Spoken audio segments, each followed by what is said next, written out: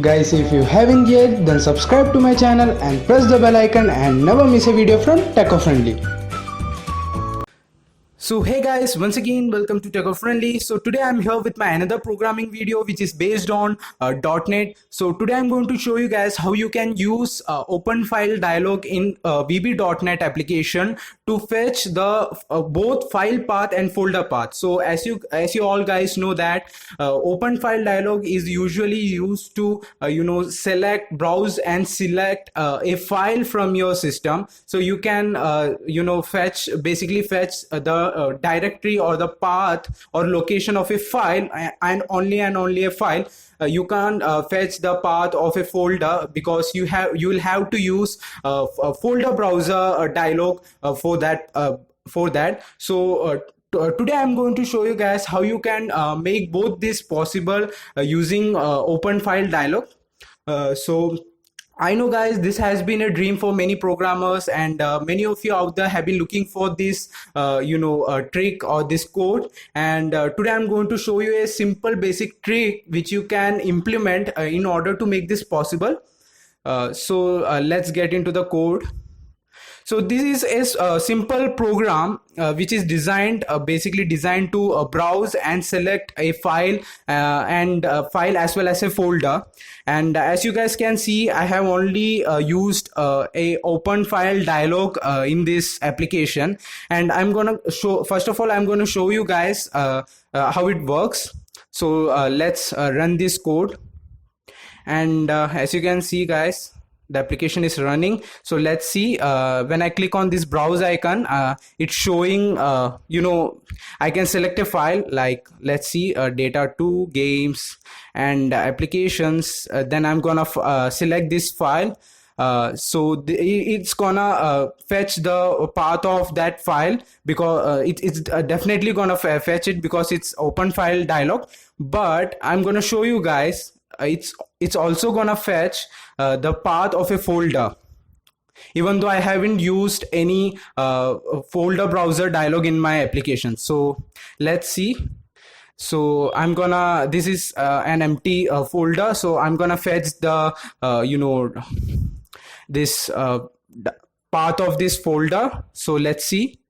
So there you go, it have fetched and fetched the path of an empty folder.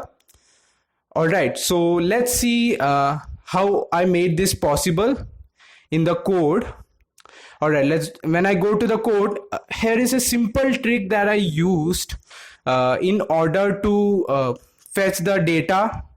All right, so when I click on this browse button, it's gonna clear any text that is currently in that text box, this text box 1. So in order to make new selections. All right, so after which, this thing is really not necessary. If you guys want, then you can use it.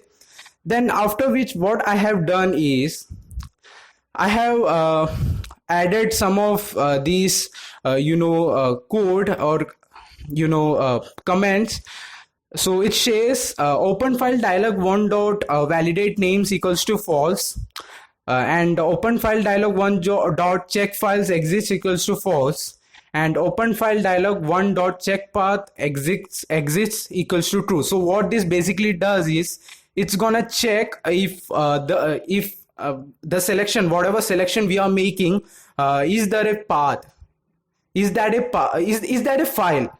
All right, so before fetching the path of that file, it's gonna check if that file exists, and if that file doesn't exist, like this OpenFileDialog 1 dot check path exists, if that if OpenFileDialog 1 dot check file exists equals to false. So it's gonna check if that file exists.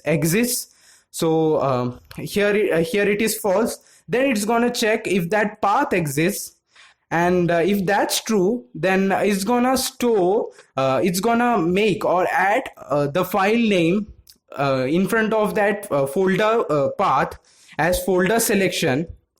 Then it's gonna use normal show dialog control. Then it's gonna fetch the path of that file or that folder, like that we make, the selection that we make in this file open file dialog dot file name. Then we are gonna store text box one dot that whatever we fetched here, the path in text box one dot text, but we are gonna replace this folder selection. Now we know if open file dialog is not gonna fetch an empty folder or a folder path without a file name. So what I have done here is I have set, if the file doesn't exist, I have made folder selection as my default file selection. All right, so what happens is I'll show you. Now the most important part of this code is this last line. I'm going to show you how it is. So I'm going to make this as a comment. Then I'm going to compile this code again.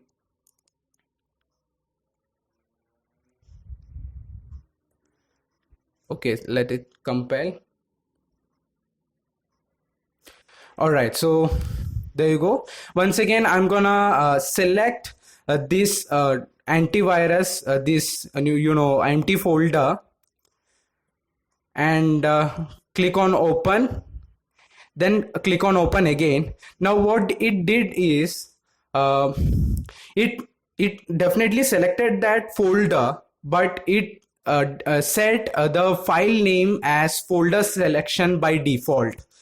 Now if we want to fetch the perfect address or path of that folder, and we don't need this folder selection in front of that path, because we may have to use that path in some other part of our application. So what I did in my code, what trick I did in my code is, after you fetch that path in this text box one dot text, I have added another piece of code which will help me in eliminating that folder selection word. Now once it fetch that path from that location, it doesn't the actual working part is over. Now all that you have to do is you have to store that proper path in that text box. So you don't need that folder selection default folder selection file name in your path. So what you can do is you can exclude that that folder selection word from the string that's gonna be stored in that text box one. So I once again used call text box one dot text.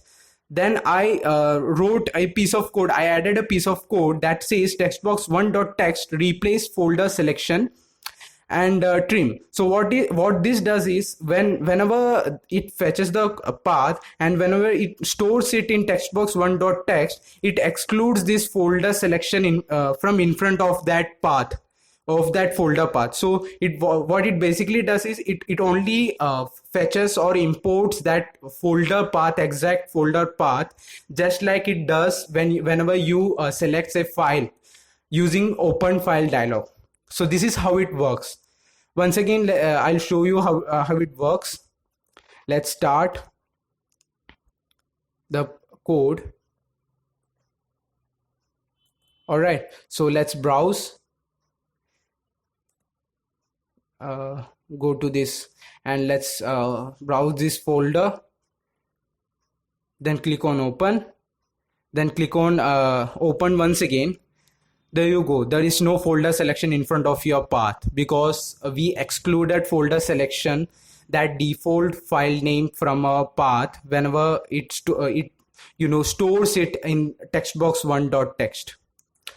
So guys, that's it. That's how you can use OpenFileDialog to fetch both file name and folder name. Now I have tried my best to explain this to you guys. Now still, if you guys have got any doubt, feel free to share it in the comment section below, and I'm gonna try and compile all this in an article and post the link in the description below along with the code. So there's going to be code in that article. So I hope you guys understood whatever I tried to explain. Before ending the video, I would like to give a big shout out to PureVPN for making this video possible. PureVPN gives you complete online freedom by providing enhanced online security and privacy by encrypting and switching your IP address. PureVPN provides 256-bit data encryption with 99.99% uptime and provides features such as automatic protocol selection, split tunneling, and an internet kill switch. They also have a zero log policy, which means they won't log any of your web activity whatsoever. They also have a 7 days money back policy, which means if you are not satisfied with any of the features of PureVPN, you will get a full refund of your money. Check out PureVPN's free and premium products by heading to the website linked in the description below. So guys, I hope you like my video. If you like my video, give me a thumbs up. Stay tuned for my future .NET videos, and do check out my channel. And if you like my content, then do subscribe to me. And that's it for this video. See you guys in my next video. Till then, take care. Bye bye.